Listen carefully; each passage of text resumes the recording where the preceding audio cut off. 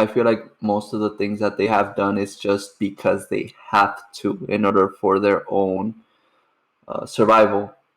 Um, but once they're in their airship, John comments it multiple times that he hates the fighting. Hey everyone, welcome back to episode number 2 of this anime huddle. Really hope you enjoy our conversation today. First and foremost, spoiler warning, okay? And essentially, what we're going to be doing is recapping a little bit about what we talked about in episode 1 and further going into episode 67 of Attack on Titan Assassin's Bullet. I wanted to talk about Falco. I think he's one of the most overlooked characters this season 4 of AOT. I mean, yeah, we have all this hate for Gavi and appreciation of Sasha, but we fail to see the great and smart character that Falco really is, and he has similar vibes to Armin. They both have a very realistic sense of what is going on around them. I mean, Armin immediately felt bad when he shifted into his Colossal Titan. I mean, he destroyed everything on that port. Everyone. There were Marley reinforcements coming in, but he just obliterated that. And he gets out of the Titan and he asks himself if that is what Berthold saw. Armin understood that what Berthold had done when he was in Paradise was inhuman, and now he finds himself doing the exact same horrendous acts that made him feel hate towards Berthold. And now he just sympathizes for a dead man. And then we have the same situation with Falco. I mean, he comes to the same realizations. He realizes that the people in Paradise Island are not very different from them. He understood that instantly. I mean, there was a spiraling cycle of hatred, and he was able to empathize with both Reiner and Eren. And this is confirmed twice when he tries to tell Gabi to just leave Reiner alone when he has no will to live or to keep on fighting, and when he tries to stop Gabi again from following the blimp or airship that the scouts are trying to escape in. And he tells her that the people in Marley and the people in Paradise are the same. Just how he had heard Eren say, across the sea and inside the wall, it's all the same. Yeah, I think that's exactly what this whole Marty arc was trying to achieve. To show, I mean, not only the attack that Eren launches against Marley, but also, to show the similarities that the people in their current state are living in. There are faults to both sides, um, and I mean, that's basically the point of this series. This episode starts off with Eren and Reiner, their face off.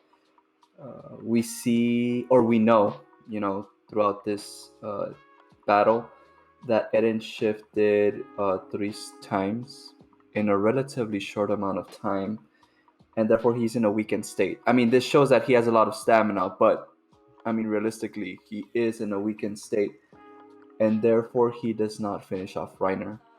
So, do you guys think that Eren would have killed Reiner and taken his Titan if we did not take into account, like, his multiple transformation that he did? I mean, I don't think he would have fought Reiner or killed him even. He had the chance to do it and he didn't. Initially, when he started the war, he could have just crushed him. He knew, and Reiner knew instantly he was gonna transform. So like, I feel like he didn't plan on taking revenge on Reiner per se, just on the people. Okay, so you're saying maybe he had a soft spot for Reiner? I mean, they were talking in the basement for some time, and you can see that Eren does sympathize or empathize with Reiner and why Berthold and Annie had come and everything they had done. But then again, you can still take into account that he came here to start a war. So if he could have all of also Galliard's and Reiner's titans, he would essentially have all the titans on his side, except the card titan.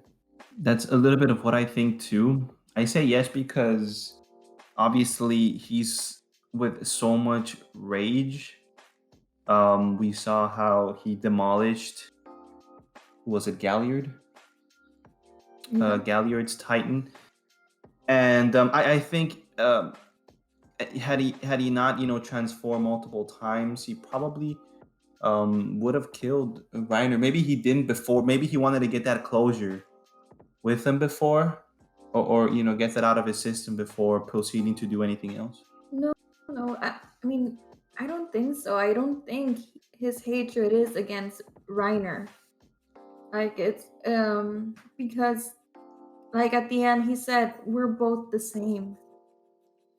So I don't think he hates him or wanted to kill him. Yes, he wanted closure, but his fight was not with Reiner. It's not with him.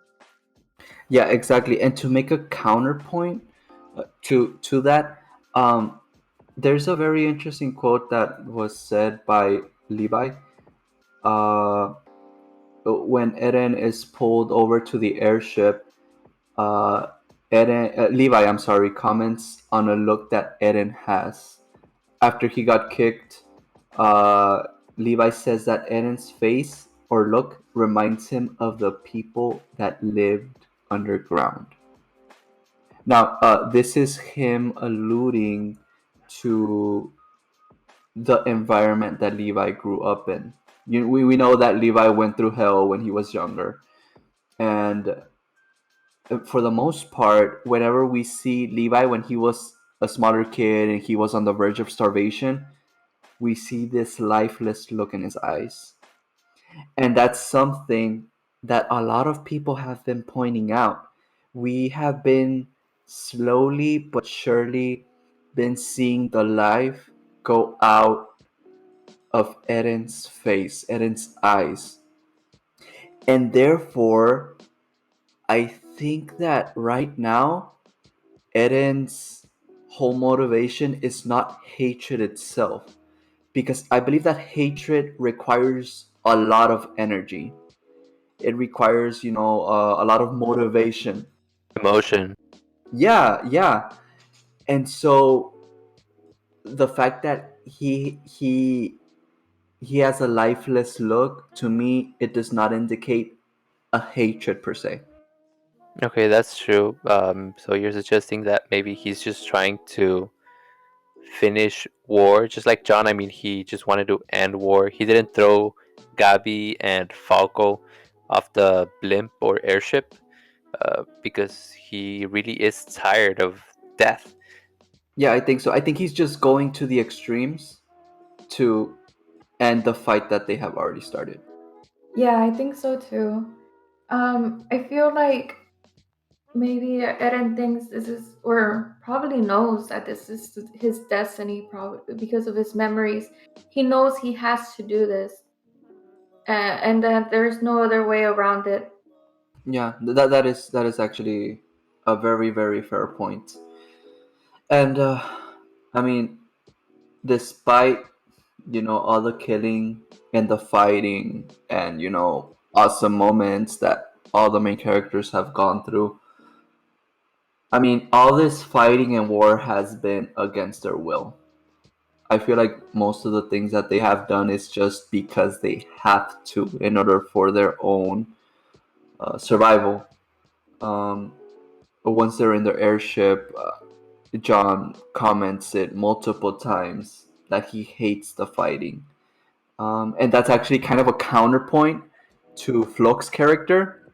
Um, he started off not wanting to fight, and now he's enjoying the fighting and the killing. And of course, um, we get the tender moment of having our most beloved characters, our comfort characters of Sasha, Connie and John hugging, you know, showing that they love and appreciate each other right before one of them was about to lose their life. And sure enough, Sasha bites the dust. Man, that was brutal. That scene was heartbreaking. It was. It was a very heartbreaking scene. I mean, Sasha was just such an energetic, positive person, and then they just kind of like sweep her under the rug. Yeah, when they were in the ship, another thing that I wanted to point out was that Armin, when Mikasa and Eren arrive at the ship, Armin, I mean, he stretches out his hand to give them a hand, but he doesn't seem excited to see Eren again. I mean, they both have such a lifeless look, or especially Eren, but Armin has a face more like of guilt. He's still trying to process things, or he's just trying to get through it, not trying to show emotion, because he knows how Hanji had explained it. He put his trust in the scouts, but the scouts just lost all trust in him. He made them lose 8 total members. Yeah, Eren went from, and Armin, they were from best friends to basically strangers. It's so sad. Yeah, that's a very good point. I feel like that's exactly how everyone feels with Eren. I feel like they don't know who he is anymore. Like he is. I mean, we have seen his character development throughout, the seasons and the episodes, and at this point in time, even we are trying to figure out what Eden's motivations are, and that just shows, the confusion that the other characters have with Eden. Now, right before Sasha unfortunately dies or is killed by Gabi, we see a very interesting point where Sasha and Falco are talking to each other. Falco is trying to stop Sasha from, running off after the airship, but we see the exact motivation that Gabi has, to be so angry and have so much hatred towards Eren. Um, she expresses herself by showing that her motivation is to try very hard to show that the Eldian race are good people despite the propaganda that is pushed against them. So this is a very interesting point, but this just goes to show that it's not just the Marleyans who have brainwashed the Eldians. No, they have brainwashed the whole world to like make them believe that the devil people of the world are the Eldians. The problem is that, or the reason why Gavi is so defeated after this battle is that when Eren attacked Marley, this reinforced the idea, because remember the whole world was united there in Marley. It reinforced the idea that the Eldians are the devils of the world. The whole world saw that attack, so the whole world, of course, is now going to believe that Eldians are the devils of the world and therefore should be hated. So this kind of ruins the plans that Gabi had to show the world or prove the world that there are good Eldians out there. We can really see the grief that Gabi has um, when Udo and Sofia were killed because of that attack. Because Gabi unfortunately was crushed under a rock, and Udo, being the medic, I mean, he wanted to help her friend, but was trampled upon and therefore killed. I mean, if we think about it, their deaths were pretty innocent.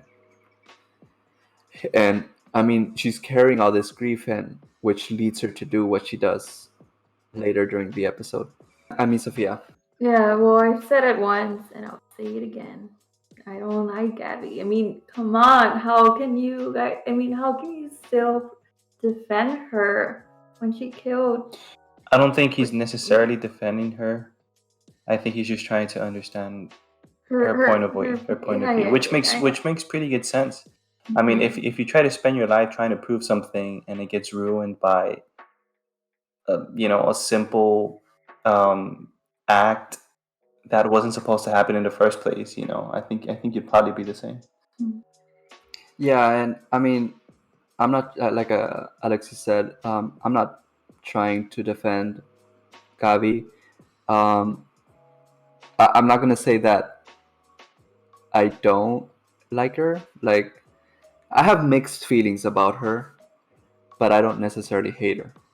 I think she's a well-written character, and so is Falco. I mean, there's so many parallels between Falco and other characters, but I guess it was a good time to show a change of perspective. Like we talked about, last episode. Another thing that was actually pretty big was Zeke's reveal that he was working with the scouts. I think it was a bit also overshadowed between everyone hating Gabi and people being sad about Sasha's death. Sorry, but Zeke's reveal was actually pretty big. I mean, Zeke was actually respected among the Marleyan commanders. Whenever he wanted to talk, everyone would give him permission and actually think about what he had just said. For example, he had told them, "Hey, let's take over Paradise Island again. Let's try again." And they were like, "You know what? Yeah, we should definitely go ahead and consider that."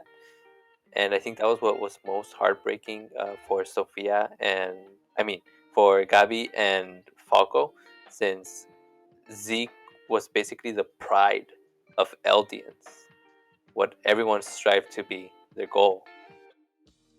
Yes, I think it's because we don't quite understand. At least I don't quite understand what's going on, and so I started focusing more on what I did understand and what I could perceive more, which was like obviously Sasha's death, Gavi's point of view. The obvious. Yeah, the obvious part of the episode. But I think we're definitely gonna get to more of that maybe in the near future.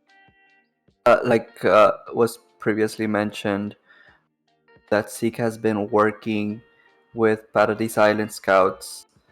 Uh, I mean, if you really think about it, this is like a reveal, as big as the Bertold and Reiner traitor reveal. I mean, this is huge. Uh, we always thought of Zeke as being the enemy, and now the tables are flipped, and our tables are as wide as Gavi and Falco when they see Zeke in the airship.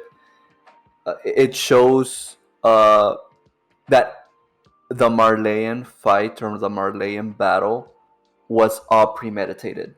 And it goes to show the actual goal that the scouts have for the rest of the season. They are waiting on the world to launch a joint attack to Paradise, and then they're going to do some sort of act to free the Eldians from the propaganda that has shackled the rest of the world's brains. So interesting stuff. Yeah, this attack was just a small part about for the huge plan. I mean, we don't know what's coming, but it is definitely going to be big. And another parallel that I wanted to touch on was that how Eren found out the truth about the Titans in a basement, and Falco found out the truth about Paradis in a basement as well, which is a pretty cool parallel.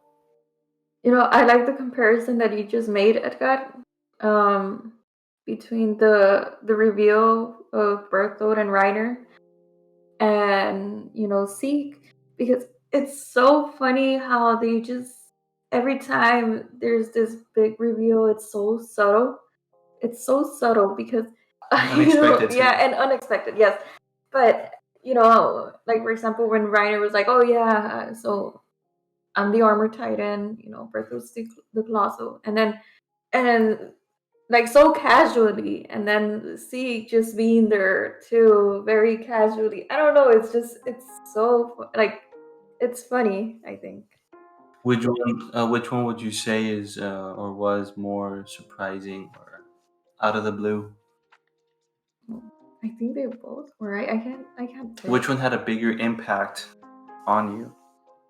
I think for me probably the one when it came to the Colossal and the Armored Titan.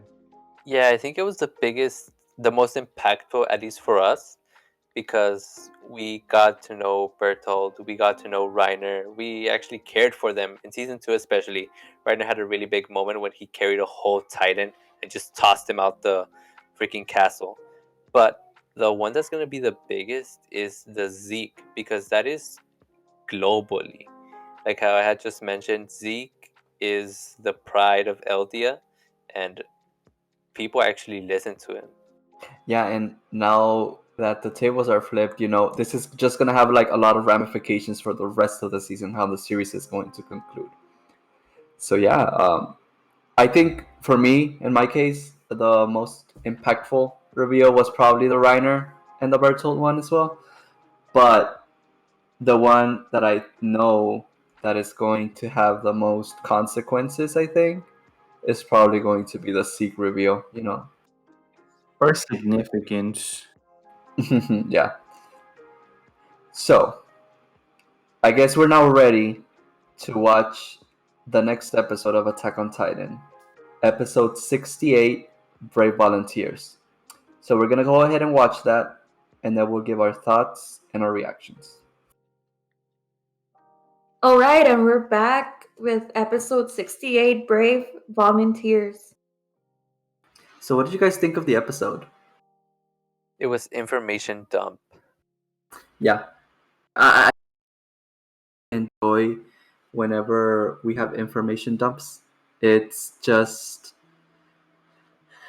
an amazing way to just keep moving the plot forward. Though I will say it was a very drastic change of pace, considering that we just came from a battle, with the Marty arc. So yeah, I mean, I guess we can start talking about like some of the interesting points of this episode. Alexis, do you want to start it off? One thing I wanted to point out is that not all shonen anime can actually pull that off, an information dump. Like, for example, Hunter x Hunter does a great job at it. AOT definitely does, but once many other anime try to go ahead and just give an information dump, it can seem very boring, but AOT, this episode, is an example that AOT can really put it off. It knows how to make it actually interesting instead of just boring. Yeah, that is because we got a really beautiful. It was a very satisfying scene when we would see Sasha praising Nicolos cooking. It was just funny. It was, in a way, it was also a little bit saddening knowing that she's no longer with us or with them. That was, I think, the highlight for me of the episode, seeing Sasha being cute, and just it just kind of like reminds us of who she was, uh, besides being a soldier with the scouts. So this episode starts off with Armin, talking about talking to, in this case, the reveal is that it's Annie who he's talking to, and he's just kind of like, I guess, talking about all his guilt, reflecting about all the actions that each and everybody has taken, and see if there was a way to prevent all the killing of innocent people. I mean, we were talking about this like a few minutes ago, how Armin and everybody's just disgusted from all the fighting. Like they just want some sort of peaceful resolution. But I mean, I think even Armin realizes that it's already too late. Uh, we get a little bit of insight into new characters like Yelena and Onyakopon. Like I guess this is the first time we get our official introduction, because we see Marley and troops, go to the shore of Paradise Island, and Eren in his Titan form immobilizes it, and Hanji and Levi start talking to the captain of the ship, telling them to, hey, let's talk. Let's talk over tea. But the Hanji way, being really quirky and energetic. Speaking a little bit of Nicolo, Alexis, I saw a little bit of character development right there. He starts by screaming, don't trust these devils and whatnot to the captain. But then we get that scene where, like, he smiles a little when Sasha, just loves the cooking of Nicolo. And I think that was like really great moment. Speaking of, I want to go back to Sasha's last words, right? If you remember, she said meat or. Nico. And yeah, and you know how Isayama likes to play on words. So maybe she might have been referring to Nicolo, perhaps. Oh, that is a very good point. Wow, it's saddening. Yes, this is because the translation from Japanese for meat is oniko, and it might have been possible that she was talking about Nico because as it later gets revealed during the episode, Nicolo and Sasha, shared a bond. I mean, for me, I think they were like a little bit more than just friends. So they might have been dating. I mean, I'm not too sure. But I mean, even Nicolo is very devastated by the fact that Sasha is dead. So yeah, that's a very interesting point that you brought up, Kimberly. And speaking of people that held, I guess, special connections with Sasha, in the funeral, funeral, um, or the cemetery rather, we get a glimpse of someone we saw, I think, back in season 2. Do you guys recall? Do you guys know what I'm talking about? Oh yeah. No. Well, yes, but Well, no, not precisely Sasha's father. I mean the girl that was next to him. Yeah, the little girl that Sasha saves. Yeah, I thought that was a really good mhm. Easter egg or nod back to when.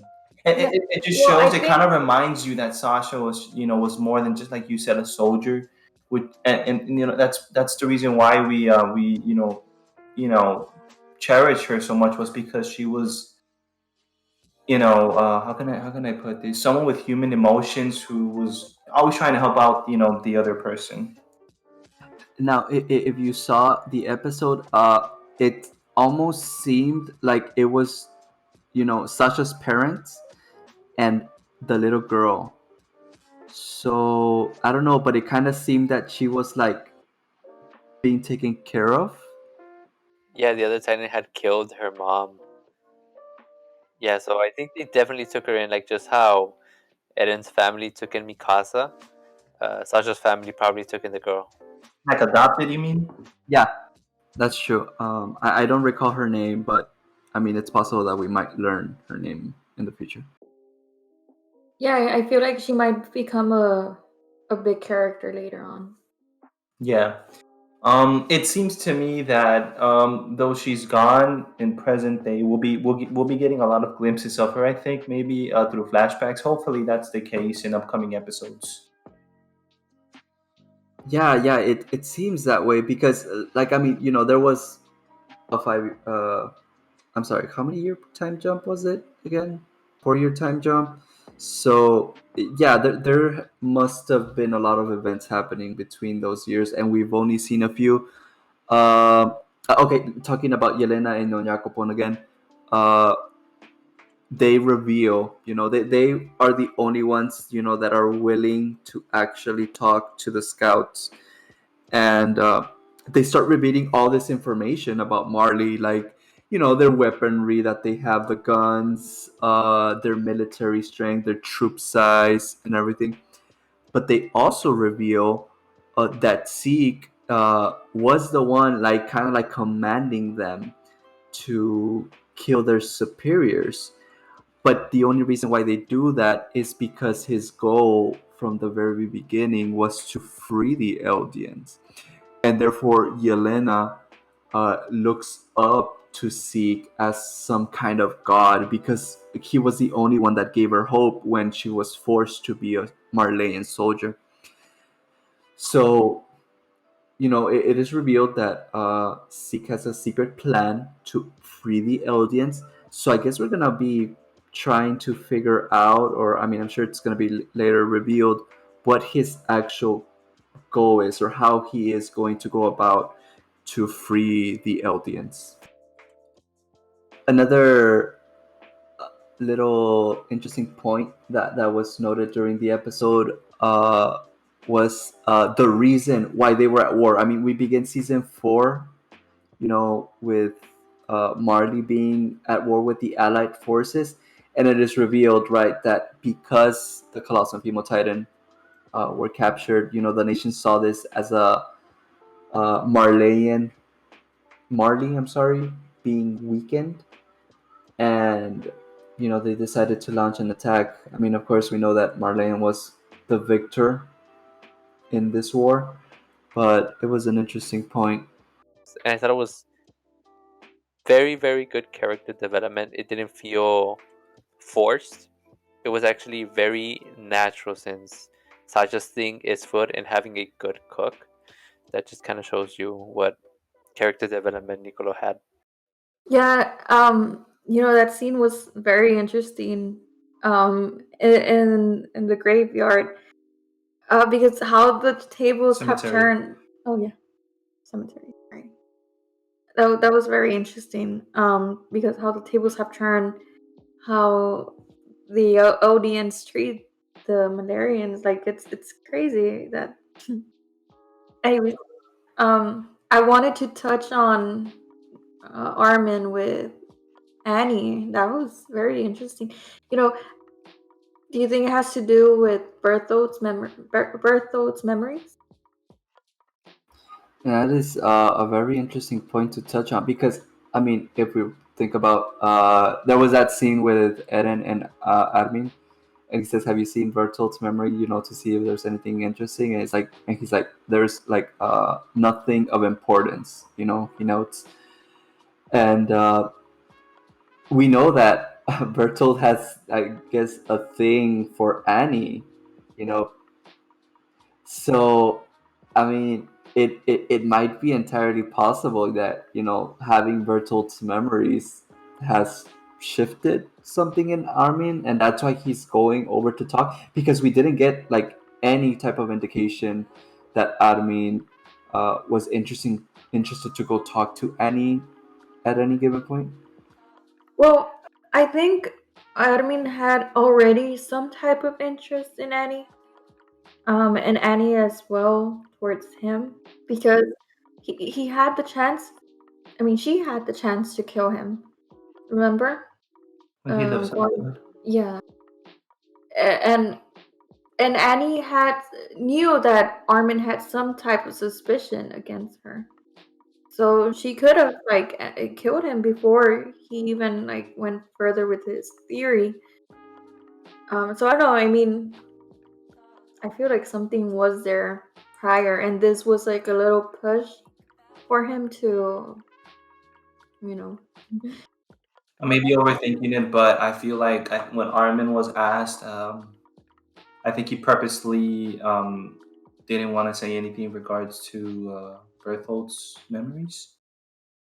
I don't know. I feel like the way the camera pans on him and him kind of like not even maintaining eye contact with who was it that asked him in the first Eren? place, with Eden. Mhm.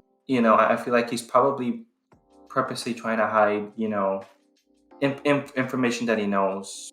I don't know. Yeah, that is a very good take, and I guess we're gonna see how it develops as the season plays out.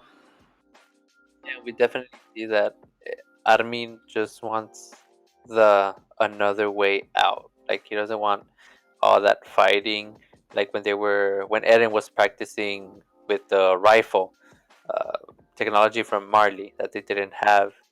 He's like, the only way that the world is gonna change their mind about Eldians, or I guess the devils, how they see it, is with time and probably exposure to them. So the only way is for them to have a plan and do something about it. They have to be the first ones to attack. They have to be out there and show that they are actually just human. While Armin we've seen that he was entrusted Erwin's Erwin's legacy. So there's probably gonna be another plan that Armin puts on the table, and since it doesn't go Eren or Mikasa's way, or the plan that they were actually expecting or wanting, there's gonna be a lot of tension. True. I fully expect that to happen as the season plays out. Uh, we do get like a little bit more of Zeke in this episode. It appears that the plan that Zeke has is contingent towards getting close to Eren and doing whatever Zeke's plan is. But before he actually goes with Eren, apparently they take him to the forest, and Levi seems to be taking care of him. So I guess we'll see what happens with him. And then we also see Falco and Gabby in a prison cell. What do you think is gonna happen to them? I mean, they just kind of like took them to Paradise Island. I thought that was kind of funny. I think they might want to wait until they possibly change their mind, just like they did with all the other Mandarians. I think probably there might be a way where Annie gets out of her little Titan scale cocoon. Yeah, there you go, cocoon. And either she gets with Gabi and Falco, or Gabi and Falco get to Annie and somehow get her to get out of it. So I think something is gonna happen there, and it's probably gonna change everything or all the plans that Eldia Paradise had. Okay, cool. So if Annie gets out of her cocoon, like, whose side do you think she's gonna be on? I feel like she might. Well, the thing is, she still misses her stepdad or her dad. I think. Because if we recall, the last thing she recalled when she went into her cocoon was her dad, and so maybe that might be some kind of division. But I still do feel like she might want to side with the audience or with Paradise, only because she knows that they aren't the monsters that she was told they were, and she felt a lot of guilt when she killed Marco. So I don't know. I mean, True. Okay, that's a fair point. What about you, Alexis? Whose side do you think Annie's gonna be on? I think it's kind of hard to tell, given she kind of has, like, how do you say it, like, foot on both camps here. She has history, with the scouts. We were talking about her and a possible intimate relationship between her and Adamin. I don't know. I think it's kind of hard to tell at this point. You mentioned before how she felt guilt. Who said it? I think it was you, right? What was it, you, Kim? That she felt guilt, when they were, coming up with a plan to kill Marco. Just like you say, that we'll see as the show, keeps on, panning out. We'll see what happens. Another lurking question is, what are they gonna do with all of that spinal fluid from the Titans? Because they could, I mean, there's a possibility that they could just use it as, hey, we have spinal fluid, we can create the rumbling again, or they could literally just get a bunch of Eldians, round them up, turn them into Titans. And since they have already a Titan with actual royal blood, Eren can just get with Zeke, since his mom was royal blood, and they can literally just have an army of Titans, and it'll be again a war between Titans and humans, which will just repeat what they were trying to stop, or what they had already stopped, the Great Titan War. And what's funny is that if they choose to do that, uh, they would literally be becoming what they are trying to fight against. I mean, we see Marley turning people into Titans for weapons, and if Paradis does that, I mean, they're literally going to become exactly that again. But I mean, like we said, we're just going to see how the season pans out. Thank you for listening to our podcast. The next episode for Attack on Titan is episode 69, called A Sound Argument. Remember that if you enjoyed this piece of content, to like and follow. We're going to be striving to post an episode per week. And have yourself a lovely day. Bye.